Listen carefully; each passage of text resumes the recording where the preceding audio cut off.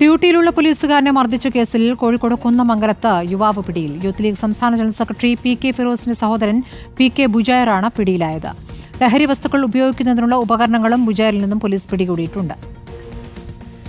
ലഹരി ഇടപാടുമായി ബന്ധപ്പെട്ട് പിടിയിലായ കുന്നമംഗലം ചൂലാംവയൽ സ്വദേശി റിയാസിന്റെ കുറ്റസമ്മത മൊഴിയുടെ അടിസ്ഥാനത്തിലാണ് പി.കെ. ബുജൈറിനെ പോലീസ് പരിശോധിച്ചത്. കുന്നമംഗലം ചൂലാംവയൽ ആമ്പ്രമൽ ബസ് കാത്തിരിപ്പ് കേന്ദ്രത്തിൽ വെച്ച് തടഞ്ഞുവെച്ച് ചോദ്യം ചെയ്തതിനിടെ ബുജൈർ പോലീസിനെ ആക്രമിച്ചു. CPO അജീഷിന്റെ മുഖത്തടിക്കുകയും നെഞ്ചിൽ തള്ളുകയും ചെയ്തു.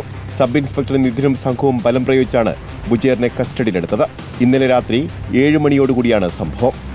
പരിശോധനയിൽ ബുജൈറിന്റെ കയ്യിൽ നിന്ന് മയക്കുമരുന്ന് ഉപയോഗിക്കാനുള്ള ഉപകരണങ്ങൾ കണ്ടെത്തി. റിയാസും ബുജൈറും ലഹരി ഇടപാടുകൾ നടത്തിയെന്നും ഇത് സംബന്ധിച്ച വാട്സ്ആപ്പ് ചാറ്റുകൾ കണ്ടെടുത്തതായും പോലീസ് പറഞ്ഞു. പോലീസിനെ ആക്രമിച്ചതിൽ BNS ആക്ട് 132, 121 വകുപ്പുകൾ പ്രകാരം കുന്നമംഗലം പോലീസ് കേസെടുത്തു. ബുജൈറിനെ വൈദ്യപരിശോധനയ്ക്കും പോലീസ് വിധേയമാക്കി. ലഹരി വസ്തുക്കൾ കണ്ടെത്താൻ കഴിയാതിരുന്നതോടെ റിയാസിനെ പോലീസ് നോട്ടീസ് നൽകി വിട്ടയച്ചു. റിപ്പോർട്ടർ, കോഴിക്കോട്.